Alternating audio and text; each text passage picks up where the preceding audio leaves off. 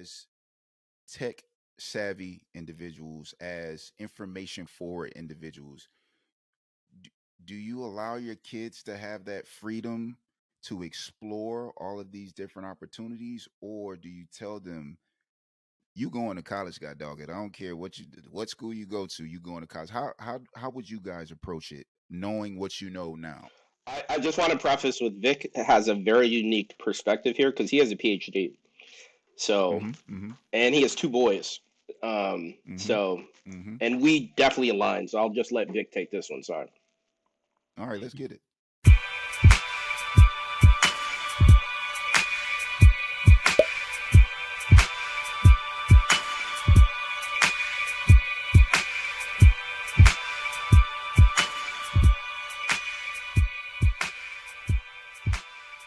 Okay, okay. What's up, everyone? Welcome back to the Couch with Rob Fields. I'm your host, Rob Fields, and today is a special one. It's a special one because, first of all, these guys are the first guests for season two. All right, and we're really excited for season two. And for those that don't know, when guest comes on my show, we have to lay out the red carpet for 'em, okay. All right, so this is this is what's happening today. So first of all, I'm so thankful to be able to talk to people who are innovators. I'm happy to be able to talk to people who are risk takers. I'm happy that I get to talk to people who understand the meaning of passion and how valuable it is in our lives. Today, I'm talking to two smart individuals, two individuals that took life head on, and they came together like the Wonder Twins, and they created something that is fresh, something that is important and vital for people like myself, content creators. Ladies and gentlemen, give big hand claps to the good brothers from TipSnaps, Vic Bodie and Lionel Duge. Yeah. What's up, guys? How y'all doing today, man? Good, good. Thanks for Well, having us, awesome. man. That's awesome. That's probably the best intro I think I've ever got. So thank you, Rob. That's what I'm talking about, man. I'm at like 700 right now. So, yeah, I try to work on the introductions. But, yeah, guys, thanks for coming, man. And, I try to make the introductions uh, quality because, it's you gotta lay out the red carpet for your people. All right, yeah. So it's a Saturday, and I'm thankful that you guys are taking some time out to just kick it with me, man. Like this is important. You guys are doing some important work, and I can't wait to get into this episode. Thank you. Yeah, we were excited to talk to you. We're excited to chop it up, tell our Yeah, story, and debate it a bit. So yeah, thank you. yeah, man. This has Yeah. been in the works for a while. So we started the correspondence in the summertime, and you know how the summer goes, man. It's a little crazy, and then we finally got an opportunity to recalibrate and get this done. All right, guys. So listen, when I bring guests onto the show, I love a good story. All right, we want to. I love to hear people's story. We're going to get to tip snaps without a doubt, but I like to start from the beginning. Is that cool with you guys? Perfectly fine. Perfectly fine. Okay, so tell me about the young version of yourselves, and Vic, you could start it off. The young version of myself. How young? I guess that's the question. Take it to the top. Young Um, Vic. young Vic. Young. That's a good question, man. It's not a typical question we get on podcasts. That's for sure. That's real deep. Um, young Vic was just I'm from Virginia, so born and raised. My mom and dad. My dad had a military background. He's in Vietnam, Two up, and two down. you know, yep, yep. And so I grew up with a lot of structure, a lot of love, a lot of support. We kind of taught from the very beginning. Particularly my dad was really big on being a man of your word. If you start something, finish it. Kind of like that perseverance, old black man South, like, you're gonna work hard. And it's just all I knew, So coming up, I guess that was the infrastructure from which I came. It's just like, you work hard, you don't complain, you don't make excuses. If you say you're gonna do something, you do it, and you never quit. And so that's kind of the framework of kind of how I became who I am, and just who I am today, right? And how I kind of try to raise my kids the same way. And Mm-hmm. yeah, so that's really me in essence. And I just that was my framework from birth till now, and that's kind of what's pushed me in certain directions. Is just kind of that drive, that kind of persevere, never quit, just kind of keep it moving. Yeah. Okay. So Lionel, you up, man? So tell me about young Lionel. Yeah, I think that's why Vic and I we kind of we definitely vibe in a lot of different, areas of life, but definitely from business and kind of work ethic is because I feel like we have similar backgrounds. So my family is from Haiti, as I said before we started. Both my parents are from Haiti. I was raised in Southern California, so um, but not like the So sunny like did your parents beach. come?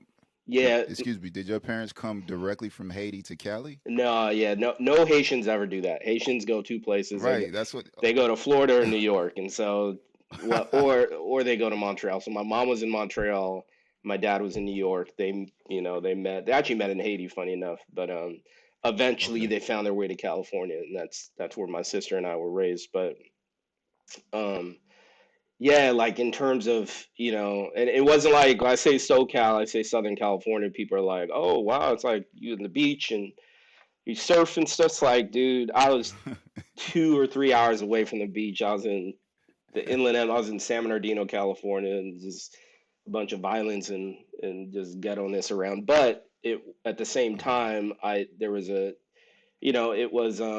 it was a great upbringing because it's all about like it doesn't matter like where you're from. It's about like who you're around and the Mm-hmm. values that are instilled in you. So like very similar to Vic, my dad was all about hard work and he was a mechanic, but like instilling at the importance of education, hard work, kind of never settling, rising to the occasion. He used to always tell me that like during my like the middle of my soccer, like halftime for soccer, he'd be like, "Don't forget when Jordan rise to the occasion. You got to rise to the occasion. Go capture it." So that type of Tell them stuff. pops. Yeah, yeah. So the inspiration and the drive was definitely instilled by both of our fathers, but at the same time we had the love and the nurturing from our mom. So yeah, we and just to kind of tie it all together, the way we met was our wives are first cousins. So Get out of here. yeah, so our wives are Oh man. yeah, our wives are their families are also from the Caribbean, from Guyana, and Vic and I have known each other for over a decade. So we've built a nice friendship, but always kind of vibed on the business side, and that's kind of how it came together for TipSnaps. Oh man, that's dope, man. So your Yeah, kids are cousins. Like, kids are first cousins. Yeah, Yep, damn. yeah. yep. And our Okay. wives seem to be twins. So we'll Okay. talk All about right. that later. But they're twins on all levels. So we have similar Yeah. similar stories on that end. So Okay. Okay. I get that. yeah, All right. yeah, That's yeah, interesting, man. But I mean, the thing is, guys, like, um, I think I deal with a lot of young kids now because I'm on the coaching side of things, and what I found was a lot of the kids, they don't get that it factor that you guys talked about, to have parents that really gave, they cared, yeah, and they weren't trying to be your friend. They were trying to create a foundation for you, and sometimes they had to be hard. But at the end of the day, those values, they tend to last a lot longer than just giving a kid everything that they want. The values, those tough core values that they instilled in you, they're they're important. And I mean, we'll get into what you guys are doing, but I think your parents are, they're probably proud of you. I mean, I can make that assumption, right? yeah. Yeah, Lionel's mom be hitting us up on IG. All of our IG messages, she's sending loves and hearts and Oh, dollar signs and every emoji you can think. She's hype. She's hype. So yeah, we go got a lot of yeah, go support. ahead. A lot of Go support. ahead, My Mama mom, I don't Love. even think my mom knows what we do. I don't even think my mom Yeah. even understands. I tried to explain it to her like 5 times. I don't even think she gets it. So she's just like, you know, she's like, how's the business going? I was like, it's going good, mom. And that's as far as it. As far as we say, she didn't even get it. Just it sounds like something to her, but she's like, I don't know. So, Yeah, but right, it's right, cool, right. man. Always got the support. That's what it means. That's all it's about. Is just that kind of unwavering support, kind of regardless. That's Yeah, right. so guys, we're gonna stay in your early years because like I said, to get to where you are, you have to know where you come from, right? So what tell me about some of the things that interest you guys coming up. Tell me about the things that you said to yourself like, maybe I'll play this sport or maybe I want to be an astronaut. Tell me about some of the things that you guys were interested in coming up. I mean, I'll go. I was into sports. I played basketball growing up. Played football in high school. That sports is really what kind of framed everything for me. I'm Jordan generation, so I was a big Yeah. Bulls fan, big MJ fan. That was it. Like to me, didn't get no better. Like that was it. So that's my frame of reference is sports. But then my frame of reference was a little bit different because my dad was just like it was always preached to me like almost like college is not you're going to college. Like it's not even like an option or a choice. Hmm. It's like, you'd hear kids saying, graduate from high school. Yeah, I graduated from high school. My parents are hype. I was like, my parents aren't gonna give me anything for graduating. It's expected that you graduate from high school. Like that's not even here nor there. So like, so coming up, that was just my drive. It wasn't like we didn't I can't even describe it. It was like sports and homework. Like that was it. And you had your Right. weekends and it was church. So it was just like sports, Right. homework, and your church. And we went to church. I mean, my parents aren't big necessarily Bible thumpers, but we went to church all the time. And so that was my frame of references. Watching sports. I'm a Washington was the Redskins. I'm a Washington Commanders fan. So that's the growing up. That was it. You can watch the Bulls during the How are you weekdays. dealing And with the switch, bro? How are you dealing with switch this commander stuff? we had to get out of that horrible that name the karma behind that name. I think Right. wasn't Right, good, right, right, man. right, right. It's that's another subject, but it's good to kind of have a transition in a positive direction where you're kind of doing things that were in the past that we recognize now aren't helpful or more so Yeah. hurtful. So making that change it was difficult for a lot of fans, but it was time, and I'm glad they did it. And I'm not necessarily the biggest fan of the term commanders, but it's growing on me, and it'll be fine. It's really about that. But going back is like that was my framework. So that like everything this is like how I grew up. That's what I was interested in. So but it was always backdrop of sports. But you got your homework. So I don't really care about your sports. You got to do the Yep. homework. So that's just like kind of how I don't really even know how else to sum it up. But that's just how I grew up. Right.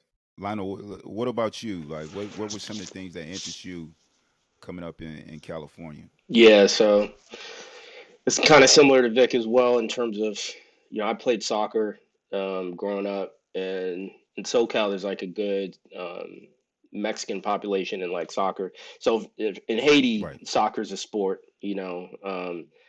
but you know, um, and for Mexicans, soccer is a sport as well. So it's like a good kind of population there. So I was pretty decent, and but similar to Vic, it was like you're gonna do excellent at school. You're gonna do good at school. I remember like my dad had this thing called 5 words, and I think I was like I don't even know if I was in first grade yet, or maybe I was in first or second grade. But like every summer when we were home, he'd say you're gonna go in the dictionary and learn 5 words, learn how to spell it, and learn the definition. When I get home from work, you're gonna recite it to me.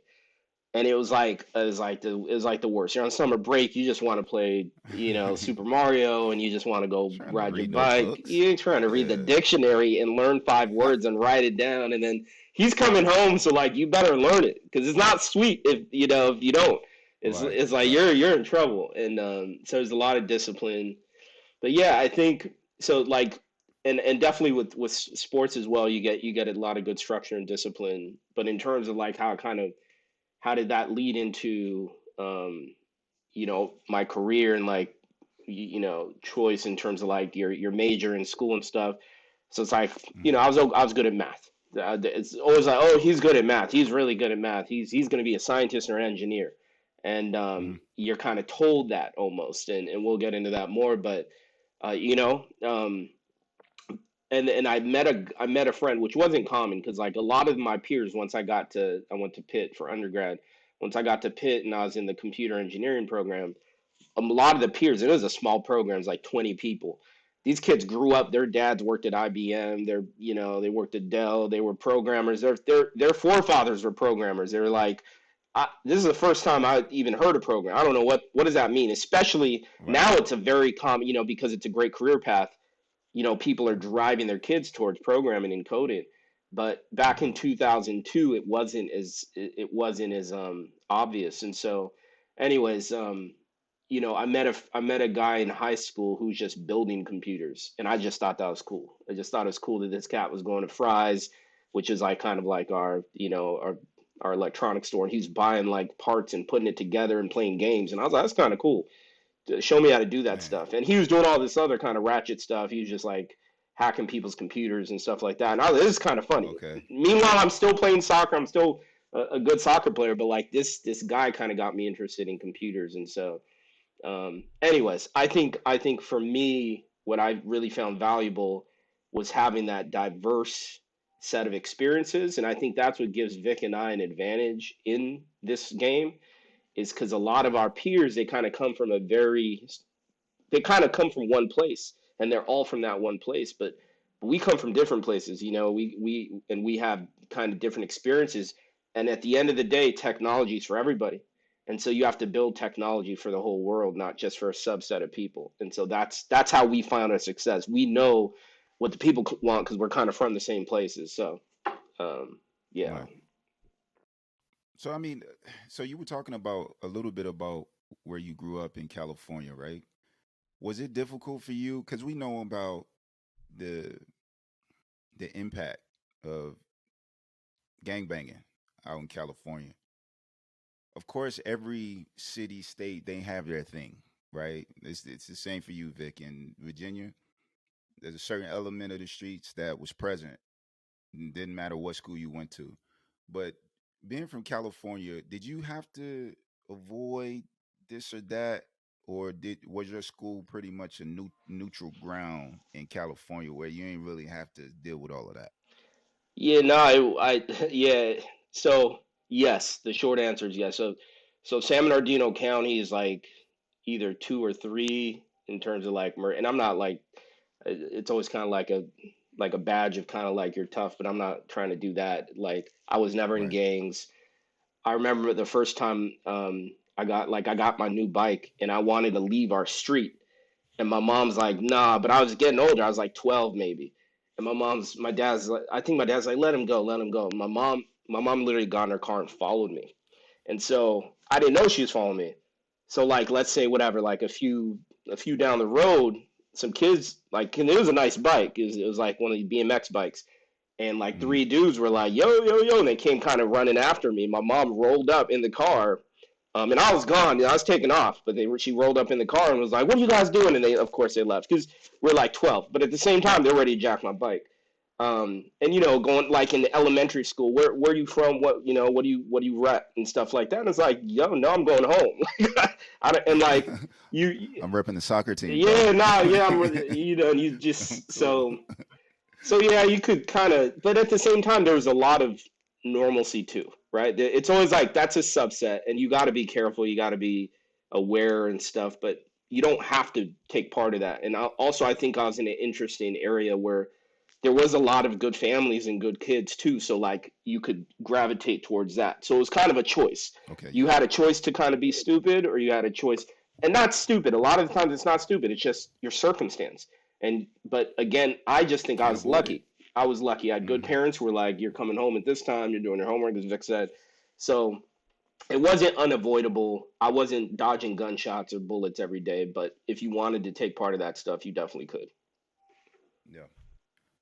I mean, it's I mean, like I said, it's that way, especially in our communities, right? I mean, it's probably for everyone's communities, but I can only talk about what I grew up in. It was there, and we had to have, that saying, it takes a village to raise a child. It had to be a village approach to, our upbringing, and I mean, it worked because Yeah. it was a situation where if I go out and then one of my mom's friends or classmates see me acting up in the street, guess what? They go into the yellow pages if they don't have the number. And if they don't have the yellow pages, then they call them cousin who this and auntie who that. And the word is going to get back within an hour. So, if the word gets back that you are in the streets acting up, there's a price to pay. That's Yeah. how we grew up. And I mean, it's important because it's easy to get into mess. Yeah. It's easy, especially when there's money involved, and for us being men, there's women involved, all that type of stuff. It's easy.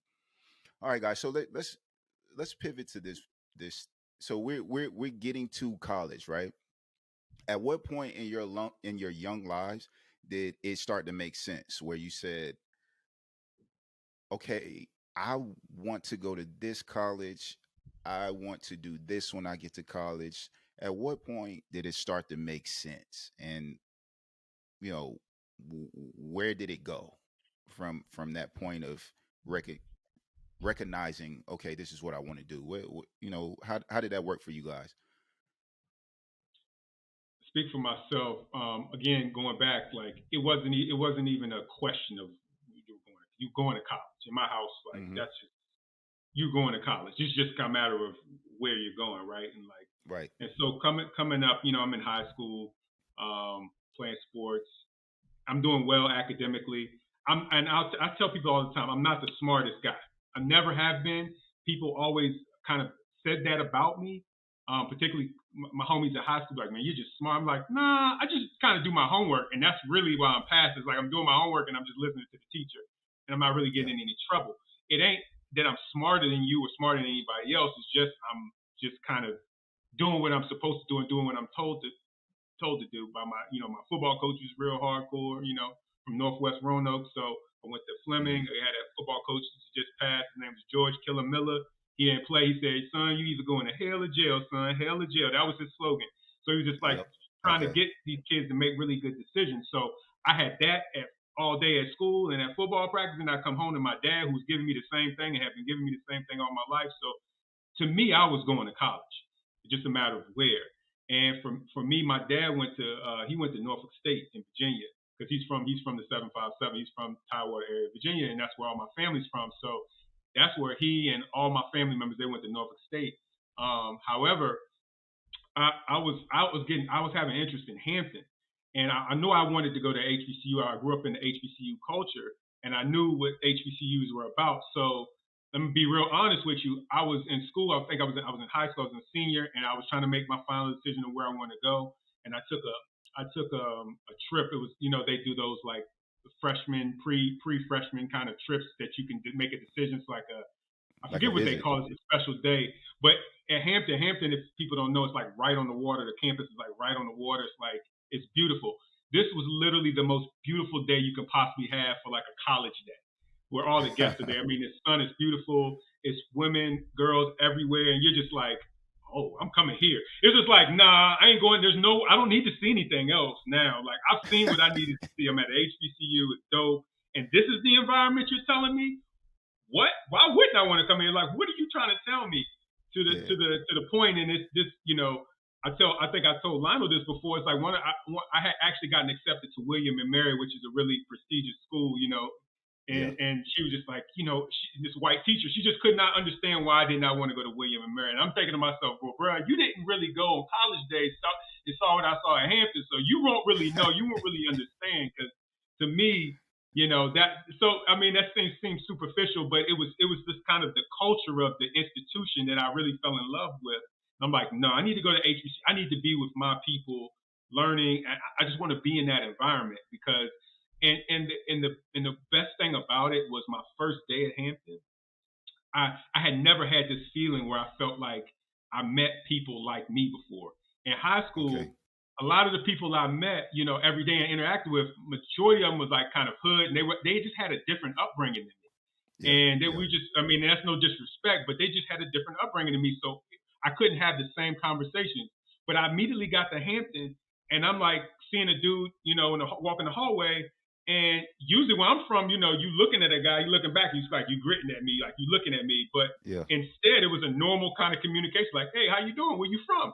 I'm like, oh, snap, yeah, what's up, dude? My name's, Yeah. I'm from Virginia, like, and it's just like, oh, snap. So this is the first place I'm at where like kind of everybody's kind of like me a little bit, and it felt really good. And it felt really comfortable, and so for me, all of those kind of things from high school going on to college, those were big to me. Is kind of finding a place that I felt like it was home. I felt like I could be myself and really and kind of grow into who God intends me to be, right? So Yeah. that's kind of my going from particularly making decisions going from high school on to college, and then like kind of how I felt immediately when I got there.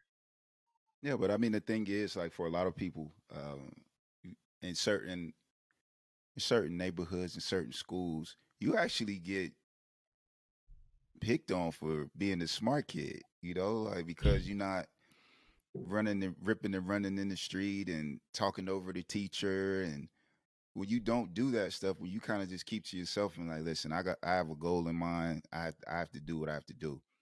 People give you a hard time. I never understood that. And I mean, of Yeah, course, like, for all of us, we have children. And I mean, as at a certain point, we're gonna have to tell them, like, listen, you're gonna be a lot cooler later on if you stick to the books. If you start to really immerse yourself into learning, you're gonna be yeah, the cool one. Just wait. In yeah, 20 years, 25 years from this point, all of those people that gave you a hard time for being smart, they're still going to be holding on to high school in yeah, 20 yeah, plus years. So I mean, college kind of did that for me as well. I mean, I didn't go to HBCU, and I've said this before in some earlier episodes.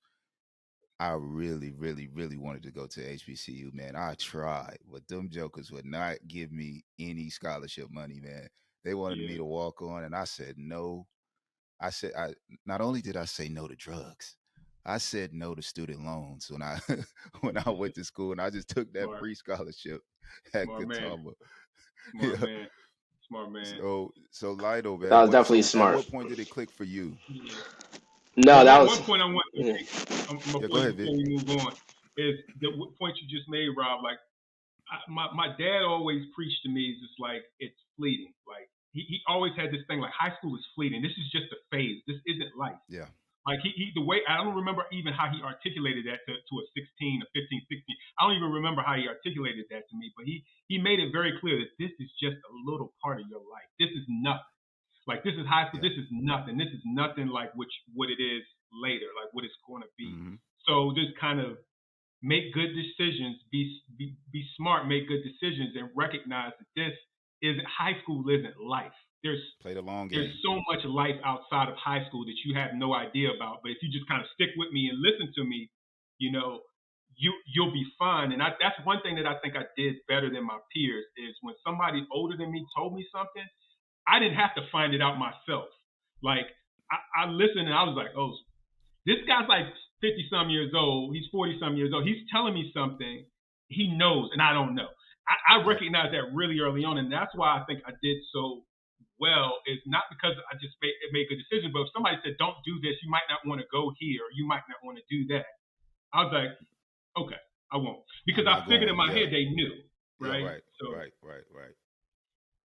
Yeah. I mean, it's important, man. I mean, I'm the same way. So I take in pretty much all of the information.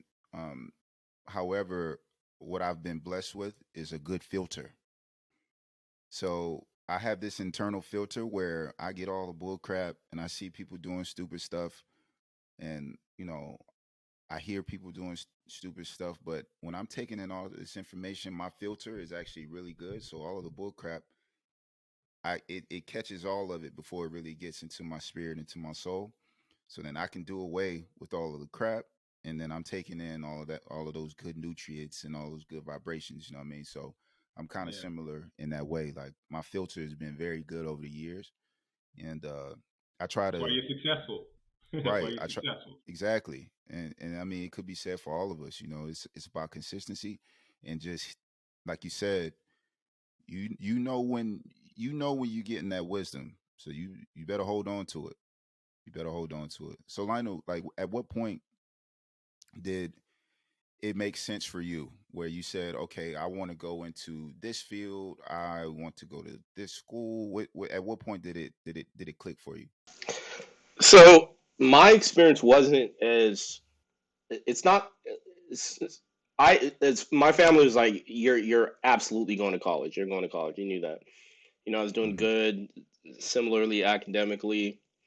What helped me out is I think I got a really good math score on the SATs, and there's a lot of schools with DEI programs um, that I think it just bubbled up. It's funny because Simone, my wife, said she got the same, like certain schools reach out to her and just offered a scholarship, academic, which was like, you know, So and y'all so probably would have met anyway. it's funny, yeah. So I ended up going to Pitt. I've never been to Pennsylvania. Okay. I've never lived in the cold. I saw snow like maybe once or twice my whole life. Went up to the Wow. mountains and saw snow. And so I got a couple off. I think I got like a couple, but Pittsburgh, for whatever reason, I believe what happened, and I'm not throwing shade at my dad, but I'm I believe my dad thought Pittsburgh was an Ivy League school, and he was like, "You got to go there. You got to go to that school. That's." And I think he probably thought it was UPenn. Pen. Um, Yeah. and so and I got accepted to a couple UC schools like UC Riverside, UC Irvine, UC San Diego. I threw out a lot of applications back then. I don't know why. Back whoever was at our school was like, just throw out a bunch of applications, just do Yeah. them. And so I guess yeah, it wasn't like a planned thing. So actually, I hated my first couple years of college, like just because I was it was like a culture shock. The people were not the same at all. It was segregated. That was something that I wasn't used to.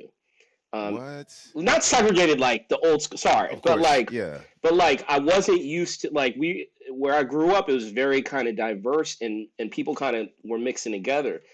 And Okay. so I got you. I mean, just in terms of friends, like friends, and of course people date and stuff, but like it was just a Yeah. much more diverse. We had Mexicans, we had Filipino, we had Vietnamese, we had Chinese, we had white people, we had black people, we didn't really have Caribbeans, but it was like a nice little balance. And when I got to Pittsburgh, it was like you're white or black, and Gotcha. there's not many black. You're very much a minority, and you're now, and it's like the realness of kind of like the East Coast or the South. It's like it kind of hit me, and I'm like, well, I'm not Okay. white, but I'm also not a Pennsylvania Pittsburgh, like, so I'm trying to fit in, but I also am not, and I'm just like, why did I come here? And it's cold, and so I just listened to the 50 Cent album for like 8 months, and I was just like, I'm gonna get rich or Get die rich or die trying. trying.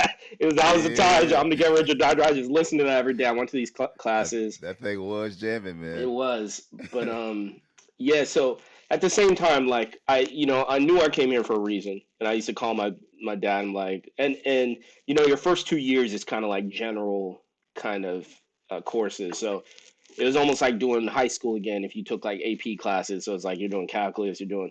So it's like, okay, I'm doing fine at the same time, and you're still in college, so like it's not like that ridiculous. Like you're still having fun, you're going out, you're partying and whatnot, you're meeting people, but it's just not the same.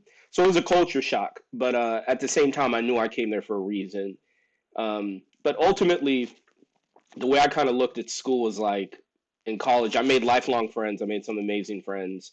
You kind of get used to it. You kind of put yourself through the grind. That's one thing I think it taught me is like putting yourself through something you may not like necessarily love, but you're going to finish it. You're going to put yourself through it. Yeah. Because it's not to your detriment. I'm not saying like just anything that's painful do, but there's a lot of value. And so what I think Pittsburgh ended up doing for me, aside from I think getting in really early into the tech ecosystem, which exploded over the past, 2, 3 decades, whatever. But for sure Right. during my career time, it also kind of brought me to the East Coast. So, and we'll get into that. But that's how I Yeah. ended up in New York City, which definitely opened a lot of doors for me and where I met my wife, etc. So, Okay.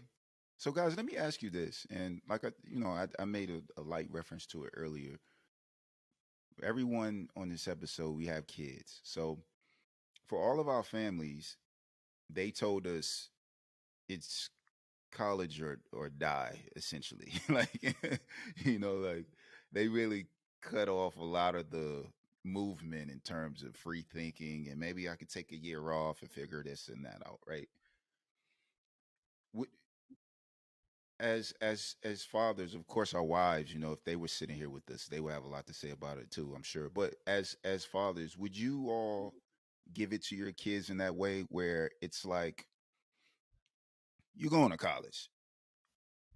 I'm asking that because we're in this information age now. So we were talking about the Commanders, right, and how they had to change the name to the Commanders from the Redskins. Way back when, we didn't have this information. We're in the information age now, so we know so much. As tech savvy individuals, as information forward individuals, do, do you allow your kids to have that freedom to explore all of these different opportunities, or do you tell them you going to college, god dog it, I don't care what school you go to, you going to college? How would you guys approach it, knowing what you know now? I just want to preface with Vic has a very unique perspective here because he has a PhD.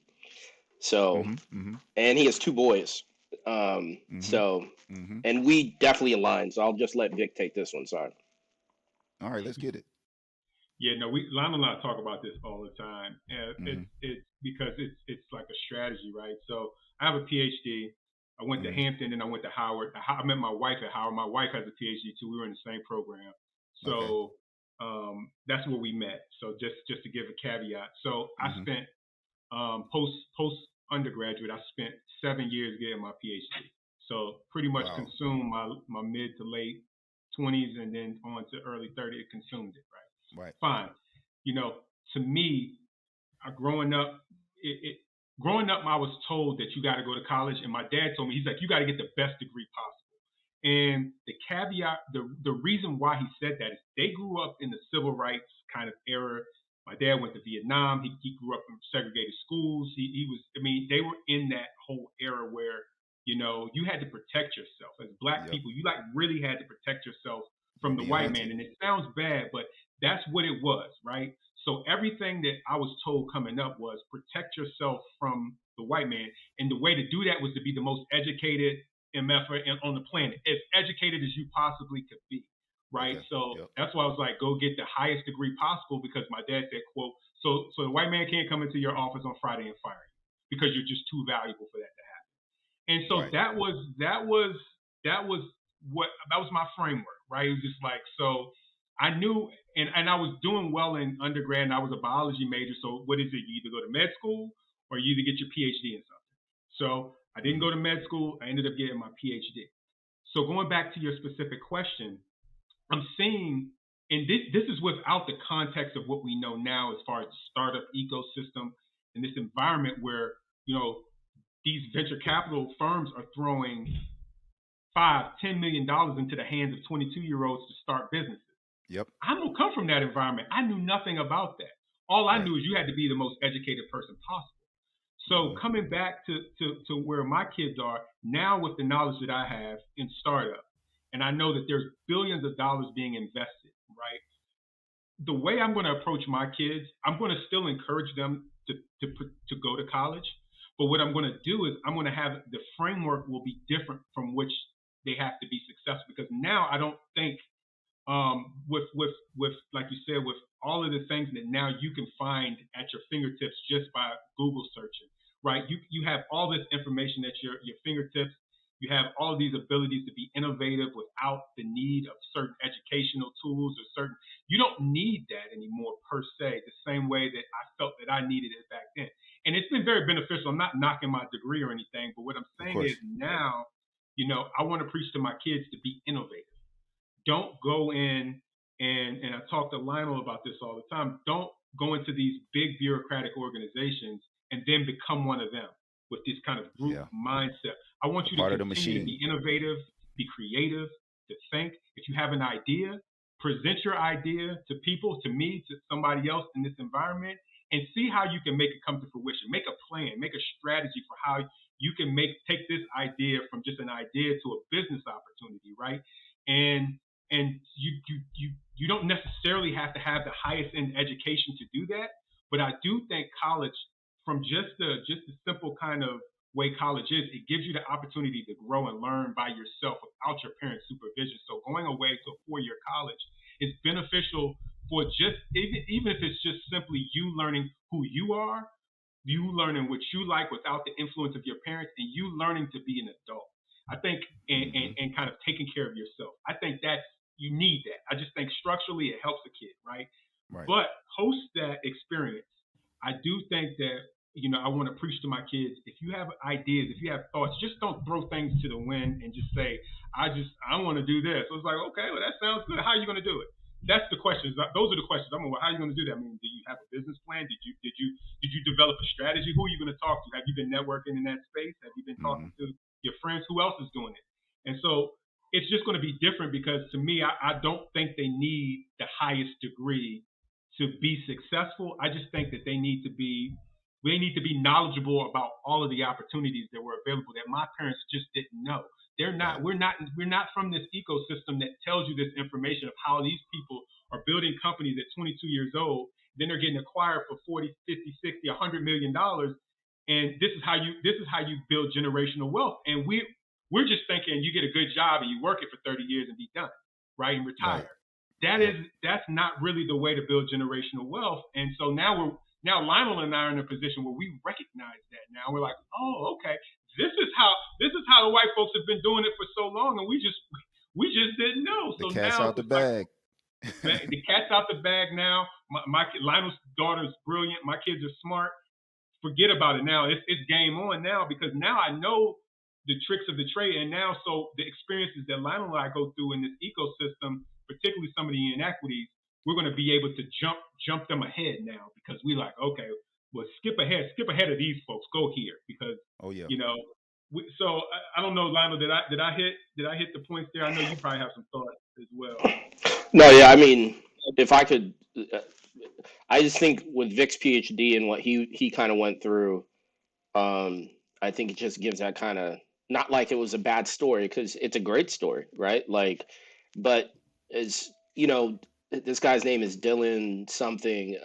Just sold his startup. Well, it's not a startup anymore. Figma to Adobe for $20 billion, and he was a Brown University dropout, right? So, you know, yeah, and Yep. and of course we everybody knows about Zuckerberg.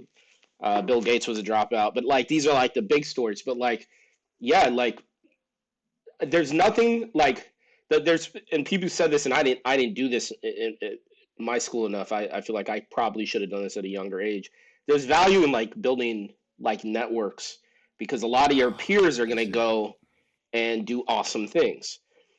But it's Especially if you surround yourself with a very good network, right? Like yes, when you have people like, again, it's about that filter. Like you can feel when somebody has something different going on, even if their grades aren't the best or whatever. But when you sit down with them and you spend time with them, then you can say to yourself like, man, this he's different or she's different, Special, it's whatever. So special. yeah, Something that about it. I wish I would have done the same thing, Lionel. Like I wish I would have placed more priority on networking. Of course, the school and this and that, but the networking.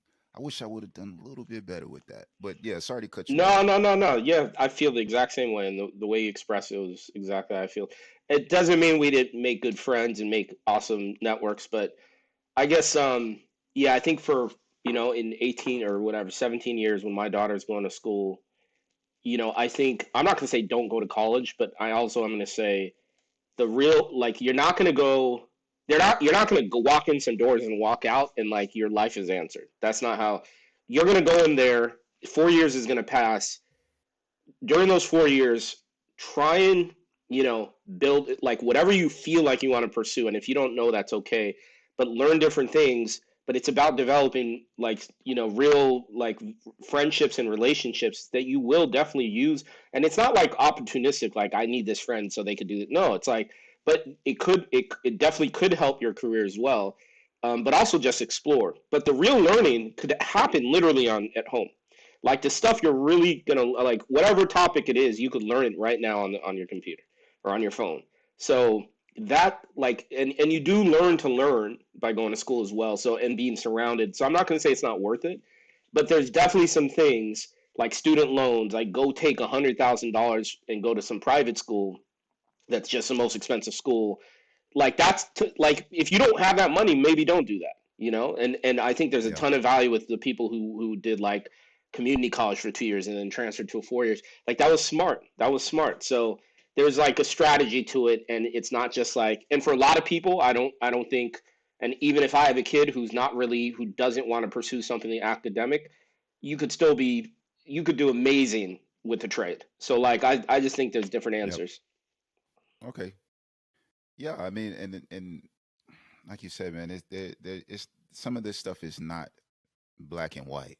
There's a lot, and I mean, even for young people, it's a lot of gray area when you're growing, man. Like, I mean, of course, our parents they only knew this way or that way, right? So it was like, listen, this is what it is. But now for us, knowing what we know and having taken some risks, it's I think it will be of great value if we push that to the kids as well. Like, okay, this is an option, and it worked for me. It worked for us, right?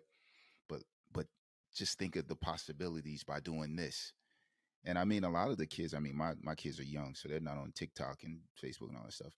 But a lot of these young people, man, they're 18 years old, getting offered 10K per post.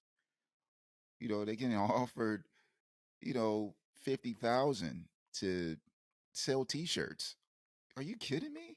Like, thinking sports. Like these athletes now, they're now monetizing their identities. They are an entity now. I wish we had that in school. Then I probably would have definitely been networking a lot more. 'Cause, Right. you Right. know. But I mean, it's so much gray area out here, and I think as parents, like you guys just talked about, man, it's great to hold on to the values that we were taught, but I think we should also embrace this gray area because it's a lot of flexibility in there that wasn't there before. All right, guys. So Yeah. I'm gonna push forward in the conversation because I mean I'm sure we could have a long conversation about this, but we're at college, all right. And Vic, you told us earlier. You said, listen, I spent 7 years getting my PhD. So I'm gonna ask you, Lionel. So college graduation is approaching. What's your approach? What's your perspective, and where does life take you after you walk across that stage at Pitt? Yeah, it's funny. Yeah. So I think I was a pretty I don't know what a good word is, but I wasn't like a traditional like eager student to figure out like, okay, what am I doing next? I need to start going to career fairs and stuff like that. I went to one career fair and I just didn't like the experience, and I was like, man, I don't know. I know that I'm graduating with a degree in computer science or computer engineering. I feel like I could do two things. I could write software or I could design hardware. This is what I've kind of. Mm-hmm. This is all I feel like I'm not an amazing. I'm not amazing at either one of them. I'm not that like deep into those worlds because those are like minute. Like the funny thing about computer science and engineering, I think in probably like another 10, 15 years, there'll be a lot more structure to like the process of like for companies hiring to validate to know what you supposedly say you know. Like Right. compared to medicine, like my wife is a physician and she had to go through like very rigorous steps to become that, and then you got to pass different steps and obviously med school and then residency, and then you got to get board certified. It's like a lot of field or like gates before you're actually able to go practice. You know, if you want to design hardware, as long as you can figure it out and figure out, you download the software and stuff, and but it's a very insanely like technical kind of field. And I'm not that technical. Like I learned some very stuff to pass this test. You know, in terms of programming, I don't go build programs for fun. On the weekend, I want to go out and meet some people, meet some girls, and do stuff. At the Right. same time, like I have this degree, so I should be able to get a job as a programmer. And back then, like now, you throw a resume any direction, you're getting 50,000 job offers. Back then, it wasn't that obvious, and it was like you're like people are kind of skeptical and they're really interviewing you. So my first like I had an internship during like my last year, and then I tried to interview with them, and they passed. And so I was kind of like, well, I'm not staying in Pittsburgh because if I would have got that job, I would have stayed in Pittsburgh. It's a big train company that manufacture trains like subway cars and stuff like that. So I went back to Sure. Cali. I just moved home, and I knew this dude. He was a friend of mine who was just killing it in real estate because it was like 2006, 7. And of course, that was like when real estate was exploding, and you'd buy a house 50 minutes later, it's worth like $100,000 more. And he was just flipping real estate. He was like 4 years older than me. And I'm like, well, I just Hmm. graduated college. I don't have a job. I moved back home with my parents. Let me just shadow you and learn real estate. So I did that for like 6 months. And then the market tanked. And he lost like 5 properties. And he's like, man, I can't pay you no more. And he's pissed off at life because, of course. And so I was like, well, Yes. let me go figure out how to get a job. So I literally went on Craigslist. I typed in programming, and any job that came up, I copy and pasted and Vic loves this. I automated it. I sent like 300 emails out to anything that said programming on Craigslist. I sent 300 emails out with my resume. I got a lot of calls back. And I found some small Yeah. company in Long Beach, Yeah. California. Perfect. I just was like, I need a job. You know, my dad's looking at me like, Of course. what are you doing? You know, um, Yeah. Yeah. Yeah. and I got this job at a small media company, and you know, it was fine. It was like that first step, but hopefully that answered it. Okay. Yeah. I mean, okay. So Vic, you went to school for 7 years. What happens after you finish getting your PhD? Like, where do you go? Yeah, man. That's a long road, man. So just the perspective, when you go to get your PhD, most people get it. Most of your professors are there because they had their PhDs, they did research, and Hmm. they got their PhDs because they wanted to continue doing research and become and be a professor. That's why they were there. That's what they know is going to the professoriate, right? All right, so that's one thing. And then it's like, okay, you could go to industry and make some money, da da da da. But none of my professors, all of them are professors. None of them had industry contacts. None of them had contacts outside of the professoriate. So, unlike, maybe other schools, other places, maybe they have those relationships built in. Not at Howard. We didn't really have that in our program, So after I graduated, it was just like, it was on me to figure out, like, what are you going to do, because I didn't have any network, I didn't have any resource. I literally had to start from scratch. I had started building a LinkedIn profile a couple years prior because I knew I needed it, and I just spent an entire year blind outreaching as many people as I possibly could in hopes to find some sort of job that fit the narrative of what I thought a job in my field would be. Which once you graduate, you don't know, right? Like you're just throwing your resume out and throwing your experiences out, and you're like, I don't know what I can do. I do these things. That's what I did in graduate school. I taught classes in graduate school. I don't know. So, it Let me literally ask you took this me before you continue. Let me ask you this yeah, before you continue. I'm sure. sorry to cut you off. So, No, no, no. but did you feel a little betrayed after you finished all of that studying, and it's just like, wait, I got to start from zero. I spent all of this time, all I used all of these resources to get the highest degree in the land, and you're telling me I have to do everything myself? Did you feel a little like indifferent at that time, or was it just like this is a part of the game? Yeah, I wasn't mad at anybody or indifferent at anybody per se. Maybe the Right. system, but it was like, so yes and no, like, because it was like, you know, so let's put it like this. I graduated and I'm looking for a job, and I'm just like, everybody's calling me doctor. People in my family, yeah, doctor, doctor. I'm like, well, this doctors don't matter if I ain't making no money. Like, I Right. have no money. I'm like poor. I'm Yeah. using like my credit card to pay for stuff for the year. Like, it's bad. Like, it's But you just got that bad, degree and though. I'm just, I huh? said you got that Yeah, degree though. right. I got my degree though, right? Yeah. And so I'm like looking and I'm searching, and it was one part right before I got my first fellowship at FDA, Mhm. and it's just like literally right before, like a month before, it had gotten to the point where it's like, well, I'm a grown man, I'm like in my 30s, and I don't have a job, and I've been unemployed looking for a job is actually a job. It's really tough, particularly in my Yeah. field where you have to have a lot of interviews and people are looking for these real specific skill sets in industry, like your background. Yeah. So it came to a point where when I was just like right after I graduated, I was just like, I gotta work somewhere. So there was a Sears down the street. So I Uh-huh. was just like, I went to Sears and I applied for a job at Sears to be like and I literally had to dumb down my resume all the way down because it's confusing. Like, well, why you just graduated with here? Why are you coming here to Right. work at Sears? I'd Right. say, and it's no disrespect to anybody working at Sears at all, working in that's no disrespect because I worked a lot of those jobs.